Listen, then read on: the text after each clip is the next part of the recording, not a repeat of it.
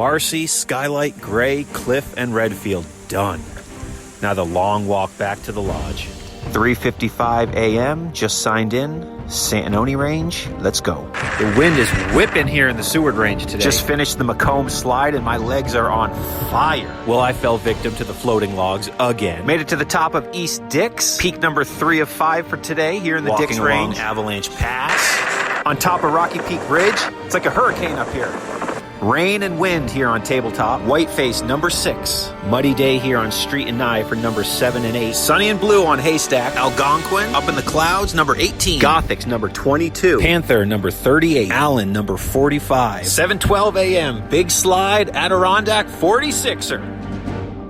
You're listening to the 46 of 46 podcast. January 20th, 2020. Another bluebird winter Adirondack day was upon us, and similar to last week's hike, we'd had a good foot or more of powdery snow fall throughout the past few days, so the conditions on the trail were expected to be excellent. It was quite cold again today at 0 degrees to start the hike, but such is winter hiking. And once again today I went hiking with Jonathan Zaharik and Stefan, who I recently met when climbing Big Slide the week prior.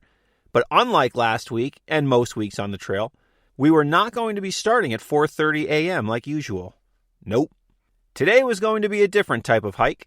We had our hearts and minds set on enjoying an Adirondack summit sunset deep in the high peaks tonight.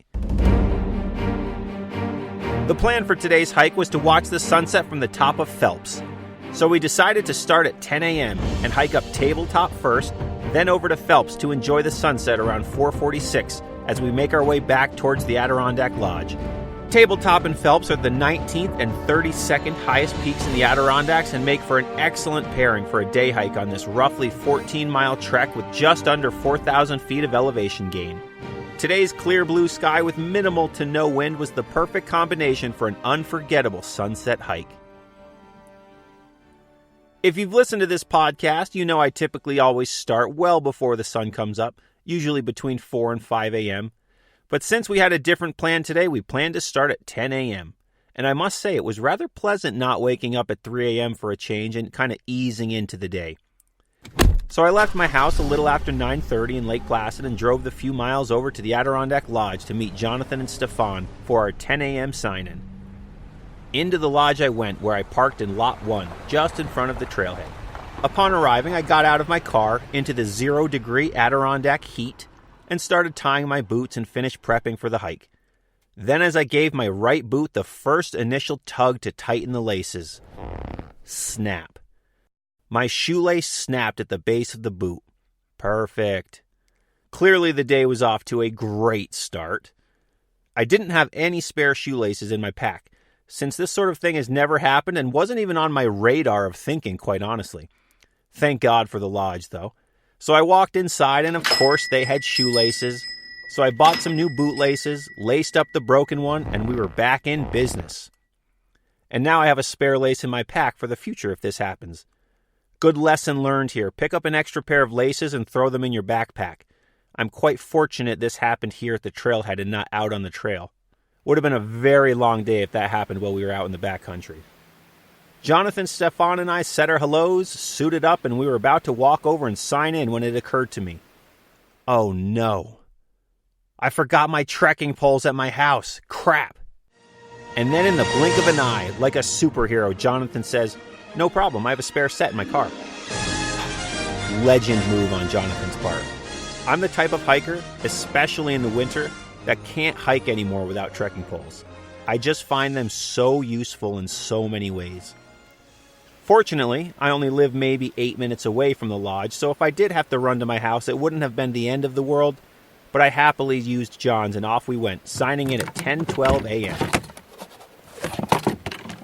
Since it was a cold Monday morning after a busy weekend with some snow, the trails were terrific. They were nice and packed down and defined. The three of us began the hike with our micro spikes on, knowing the trail to Marcy Dam at the very least would be super packed down due to the weekend's hiking traffic. Just before we started, we met 2 other hikers in the parking lot who had the same itinerary as we did today, Phelps and Tabletop, with the intention of sunsetting on Phelps. So we figured we'd have company throughout the day, but we started hiking while they were still prepping. and then we started cruising along the snow-covered trail towards Marcy Dam, making our way through the ups and the downs and the arounds and the over-the-mini snow-covered bridges and planks in what felt like a record time, completing the 2.3 miles to the Marcy Dam. Of course, it probably felt like record time because 100% of the times that I've walked from the lodge to Marcy Dam has been either solo in the early pre-dawn hours or with Josh in the early pre-dawn hours. And we don't tend to say much at that point in the day because we're still kind of waking up. But starting at 10 a.m. after a good night's sleep and a group of 3 of us, the conversation was abundant and it made this initial stretch fly by. Making our way towards the Marcy Dam. It's going to be a good day of hiking today. I'm going to start with Tabletop, then head over to Phelps where we'll enjoy the sunset, which should be just spectacular since there's not a single cloud in the sky and no bad weather coming our way today. Should be a fantastic day out here. And not a lot of other people on the trail. So that's cool. We only passed one other group of hikers between the lodge and the dam. 2 guys in their early 20s who were just snowshoeing into Marcy Dam for the day. That was their destination. If you've never been to Marcy Dam, it's an amazing spot, and it is definitely worth it as a destination all its own. Once we came out at the dam, just before 11 o'clock, there were a few people on the bridge taking in the scenery. The sun was shining, not a cloud in the sky, and lots of new white snow everywhere. It was a great spot to be. There were cross-country ski tracks on the banks going over the frozen river, and Jonathan and Stefan decided to follow those tracks and walked across the river, while I took the trail slightly down the river and over the bridge. I wasn't quite as confident on the ice over the river holding my weight compared to theirs. But we met back up on the other side of the dam at the second trail registry and continued our trip, following the trail and taking a left to remain on the Van Hovenberg Trail towards Marcy, a spot that I often second-guess myself due to the signage at that point, especially in the winter.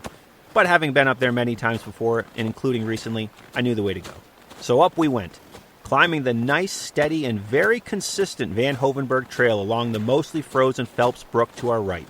The trail today, being winter with recent fresh snow, was just fantastic. It was a snow-covered sidewalk, where the snow filled in all the gaps of the boulders and stones, making for a nice, smooth trail. Today we decided to skip the high river crossing and opted to go further up the trail to the low river crossing in an attempt to save 5 minutes on the other side of the river. Other than one set of cross-country ski tracks, which seemed quite fresh, nobody had taken the river crossing for the last few days, which was made clear by the probably 12 inches of fresh snow on this trail. And then we came out to the river crossing where Jonathan went first, and then I went second and Stefan third. And despite my initial concerns, again, the river was frozen enough to hold my weight without issue for me to cross, so I had that going for me, which was nice.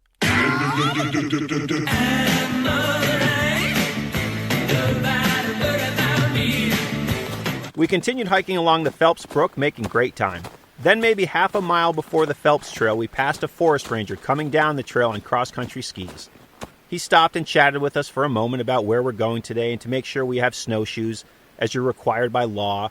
And then he said, "You're probably going to need to put the snowshoes on around Phelps. There's definitely the 8 inches of snow." And I liked how he phrased it, the 8 inches. And that's all he said. So if you're listening to this podcast and you're not aware, the DEC requires snowshoes to be worn when there is 8 inches of snow on the trail. As I mentioned in my Big Slide winter episode, I personally think that a nice common courtesy to fellow hikers is to put them on around the 5 to 6 inches of snow. But the law does require you to wear them at 8 inches. So we kept hiking. The trail was still very packed down and fast, and we made it the 1.1 miles from the dam to the trail split for Phelps, which is marked by a wooden sign next to a large boulder with a tree wrapped around it on the brook side of the trail. We didn't quite need to put our snowshoes on at this point. As the trail continued up towards Marcy and Tabletop, it was more of the same with nice well-packed snow. So we carried on, and about a quarter mile later, we were at the wooden bridge crossing over the Phelps Brook, where we ran into a hiker coming down the trail. A dude from New Jersey who was also hiking Tabletop and Phelps today, and we could tell by his full face layers, his frozen eyelashes and eyebrows, that it was going to be cold up there. We chatted for a minute and then carried on. As we kept climbing, the trail continued being decently packed down, but certainly started to get slightly fluffier. Jonathan, however, was ready to put his snowshoes on, but we all decided we'd throw them on once we made it to the Tabletop split. Shortly before we made it to the trail split, however, we did stop and fuel up for the first time today, as it had been a couple hours by this point and it was time for a swig and a snack. So I ate half a triple-decker PB&J and gulped half a liter of Noon water, and it hit the spot. Again, when you're hiking in the winter, it's easy to forget to fuel up and to drink, but you still need to. The woods all around were quiet and peaceful today. Only a slight breeze every so often, but overall it was quite pleasant. My layering was good for the day, as I wore base layers on top and bottom, water-resistant pants, gaiters, a Techwick t-shirt, hat, and gloves. And my thumbs, however, once again had their moments of being frozen throughout different portions of the day. Those damn thumbs always freezing on me. But overall, despite the 0-degree temperatures, I was warm and felt good on the day. After passing the Van Hovenberg ski trail, which had a set of fresh cross-country ski tracks through it, along with lots of untouched powder all around, we were just over half a mile away from the trail split to Tabletop. This part of the journey is a nice gradual elevation gain over these miles to the split, wrapping around the side of Teddy Roosevelt Mountain, aka TR Mountain. Throughout this stretch, there's lots of views of Tabletop, Phelps, and other peaks above through the trees, which is always nice as you're walking. Soon we took the right at the sign pointing us towards Indian Falls, and a few steps later we were at the junction for Tabletop and Marcy. Marcy to the right, Tabletop to the left. So it was time to strap up the snowshoes. Off went the microspikes and on with the snowshoes. Once we were ready, we took the left and went into the woods towards Tabletop via the herd path and away from the Van Hovenberg Trail. About 100 yards into the trail, as we snowshoed along the 2-foot-wide trail, we came to a split in tracks. The trail going right was much more defined and traveled than the trail going straight. My gut told me that straight was the right way, since I had just done this same hike back in October, so it was relatively fresh in my mind, and I remember traveling along the incline for the first chunk of the Tabletop Trail, a good amount. But we decided to go right instead, which was clearly more traveled than the trail straight. Too bad right was wrong. The trail to the right seemed correct due to the amount of traffic that trail had experienced, and as we followed it, I said to Jonathan and Stefan, I know this isn't the right way. And then Jonathan took out the GPS to confirm, and my hunch was correct. The trail we were on was not the correct trail. So we started making our way through the woods, cutting down towards the actual trail, and within a few minutes we were back on the actual trail, confirmed by the GPS. When in doubt on the trail, follow your gut. Assuming you've studied and researched the trails, of course. And in the winter, just because a trail looks like it's the right trail, not always the case. So we were back on the right trail, making our way up Tabletop, which is only 0.7 miles from the trail split, and it's not too steep, pretty gradual for the most part, with some steeper sections here and there. What I love about this herd path up Tabletop is the probably quarter-mile stretch or so, maybe a little more, where you're in the trees, and the trees are jagged and bent over in every which way. It's very rugged looking and comical, in fact. The trail itself is maybe 18 inches wide, with a lot of squeezing between and around trees while trying not to be stabbed by the trees. The trail in the summer is on a slab, dug out of the mountain floor, that is usually a small river stream, but the trees above make it feel like you're in some medieval forest. It's the best way I can describe it. Of course, this trail in particular is pretty eroded from all the water and hikers. Regardless, it's a cool stretch and you'll know when you see it. And this was my first time up here in the winter, and it was a great vibe with the snow as well. The trail climbs at a decent rate during the middle portion of this 0.7 miles, gaining about 600 feet of elevation in just 0.3 miles. And after this point, the trees start to open and the views behind you are unbelievable. So it's just after 1 o'clock. Making my way up Tabletop right now. Just under 3 hours into the day. Jonathan and Stefan are a little ahead of me because I keep turning around to look at all of these fantastic views we have right now. In particular of the McIntyre Range in Colden, which is always cool on Tabletop because you're at a much different angle than you usually are when you see them around Lake Placid in particular. But it is pretty wild up here right now. It looks like the North Pole. All the trees are completely covered top to bottom in fresh white powdery snow. Super cold, but that's all right. I'll check the little thermometer on my backpack when we get to the top. Probably around 0. Great day so far. Ready to get to the summit to hang out for a minute. Almost there. Around 1 p.m. we had our first major views. It was hard not to constantly stop and take in the scenery around us because it was just flawless. The bright blue sky made the white snow-encrusted trees pop like I've never seen. The trees looked like Christmas ornaments, all white trees with no brown or other colors anywhere to be seen. Just